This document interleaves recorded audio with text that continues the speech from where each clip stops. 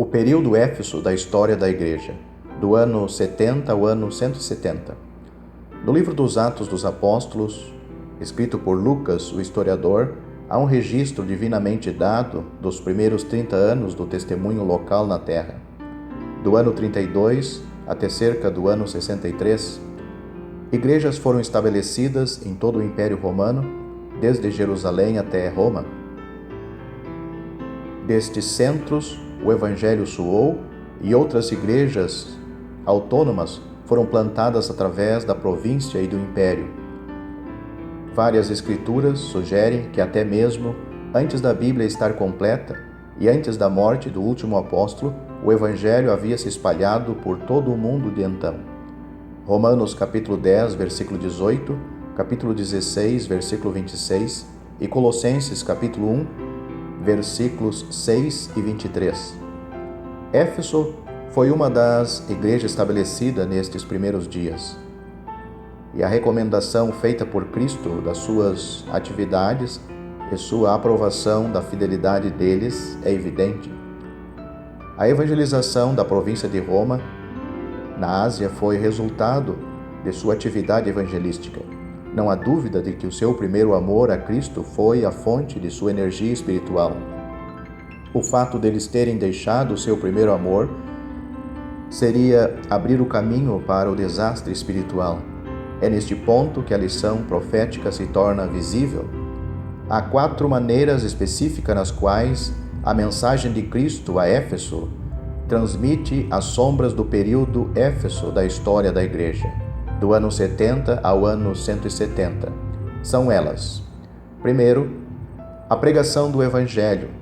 Aquilo que havia começado em Atos continuou durante o século I e o paganismo estava retrocedendo.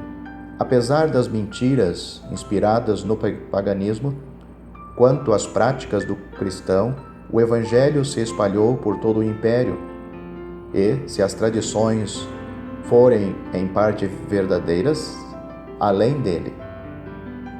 Parece que o Evangelho chegou até a Índia e a China. As palavras de Cristo eram um resumo divino das atividades daqueles anos. Trabalhaste pelo meu nome. Segundo, desvanecimento do amor.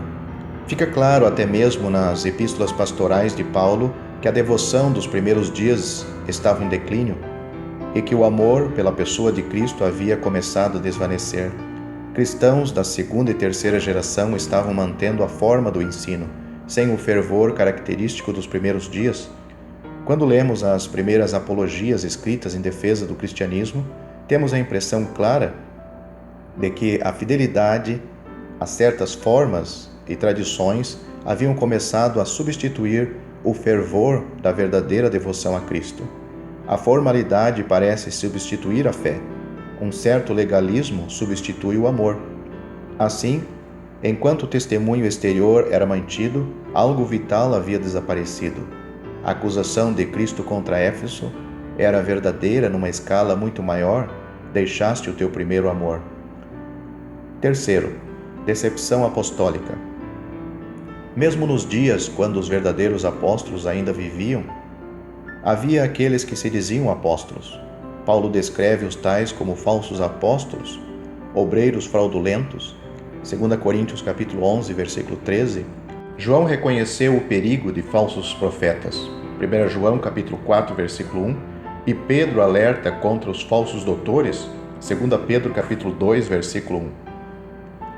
Historicamente é evidente que este foi o tempo quando os verdadeiros apóstolos, um após um, deram as suas vidas por Cristo, e outros homens surgiram dizendo ter autoridade apostólica e até mesmo sucessão apostólica. Éfeso foi elogiada por Cristo pela maneira como tratou estes impostores. Cristo claramente esperava que as gerações subsequentes seguissem este modelo e puseste à prova os que dizem ser apóstolos e o não são.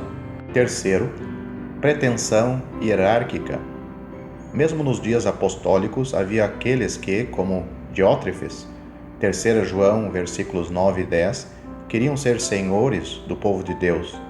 É a respeito destes que Pedro avisa em 1 Pedro, capítulo 5, versículo 3, quando escreve de alguns agindo como tendo domínio sobre a herança de Deus. É desta classe que surgiria o clericalismo. A palavra portuguesa clero é derivada da palavra herança.